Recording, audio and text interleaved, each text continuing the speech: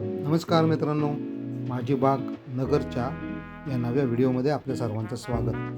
आपण समोर पाहत असाल ही एक उघडी बोडकी गच्ची दिसते.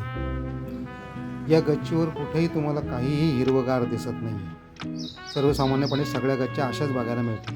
त्याच्या विरुद्ध ही दुसरी गच्ची पाहताय, त्यावर हिरवगार वेगवेगळी झाडं तुम्हाला दिसत आहेत. त्यामध्ये काही छोटी रोपं आहेत, काही ऊस किंवा केळी, तसंच इतर फुलांची, फळांची वेली, मिरची किंवा आपले दैनंदिन गरजेचे ज्या भाजीपाला वगैरे त्याची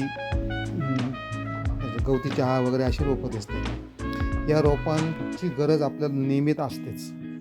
त्यामुळे आपण आता आपल्या गच्चीकडे आणि आपल्या आजूबाजूच्या गच्चींकडे एकदा नजर टाका आणि हे निश्चित करा की आपली गच्ची उघडी बोडकी ठेवायची की हिरवीगार करायची.